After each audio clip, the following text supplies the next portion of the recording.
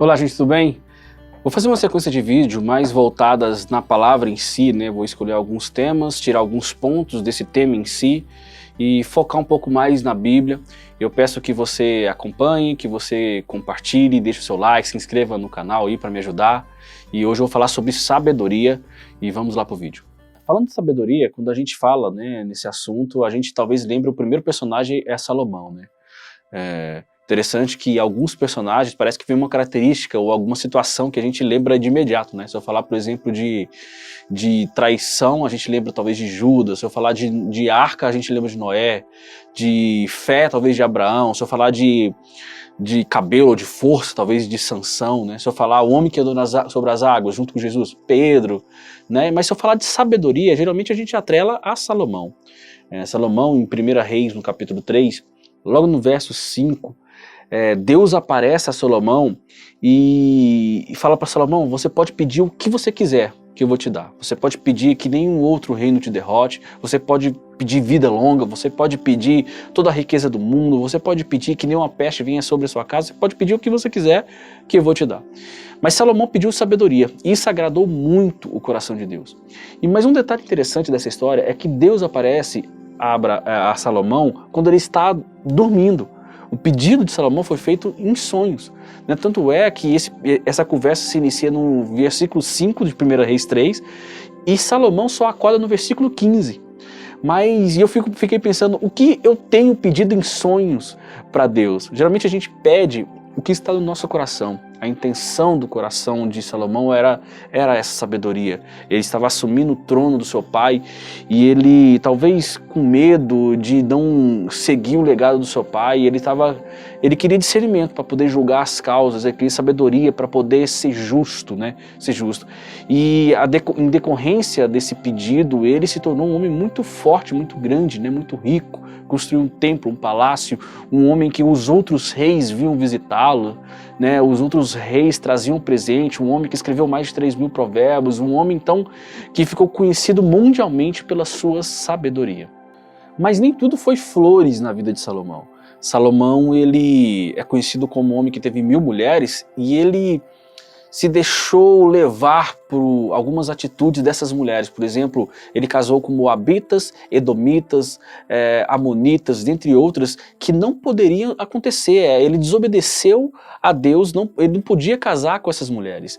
E além disso, ele deixou que essas mulheres levassem deuses para ser adorado ali, na própria cidade em que ele construiu um templo para o Deus verdadeiro, né? Então, Salomão, um dos homens mais sábios que já teve, ele desobedeceu a Deus e ele perdeu os seus valores. Então, quando eu olho essa história de um modo geral, eu vejo alguns pontos que nós precisamos entender sobre sabedoria, pelo menos 3. O primeiro deles é que as nossas atitudes demonstram muito mais sabedoria do que o próprio conhecimento em si. Não sei se você já conviveu com uma pessoa que sabe de tudo. Ela sabe de tudo, mas é totalmente desagradável. Ela sabe de tudo, mas você não consegue conversar com ela, você não consegue ficar perto dessa pessoa. Ou seja, as nossas atitudes demonstram se nós somos ou não sábios.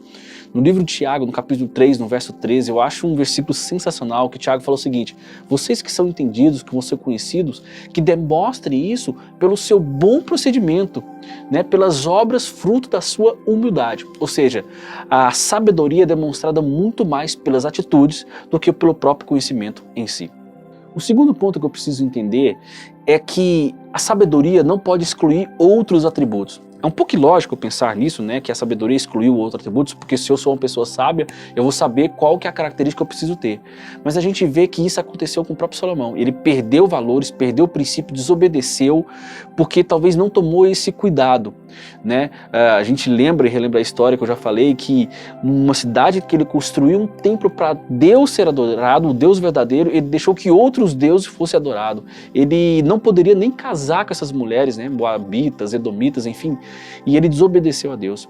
E é por isso que mesmo com a sabedoria que nós temos, que nós vamos adquirindo, que Deus nos dá, nós temos que rever os nossos atos a cada dia, rever o caminho que nós estamos trilhando, se está faltando amor, se está faltando perdão, se esse caminho está cheio de egoísmo, se esse caminho está cheio de arrogância, se esse caminho está me afastando de Deus.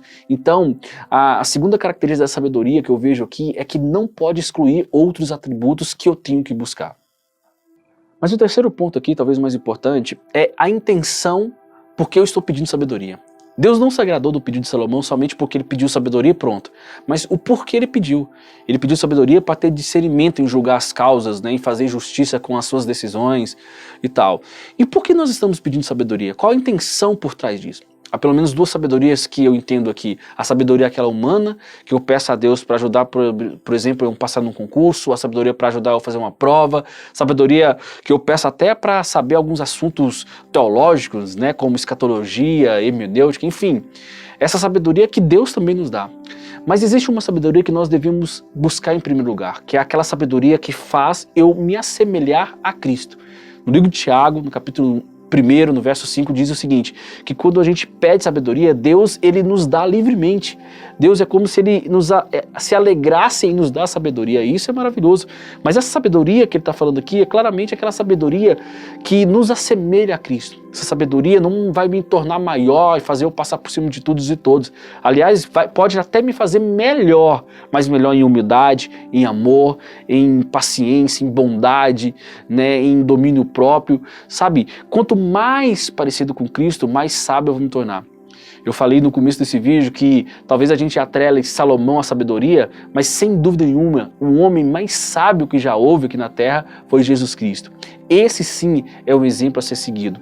Que a gente possa sim demonstrar essa sabedoria, né, por atitudes, por não perder valores, por obedecer e por seguir o exemplo e o caráter de Cristo. Em Cristo nós vivemos, movemos, existimos.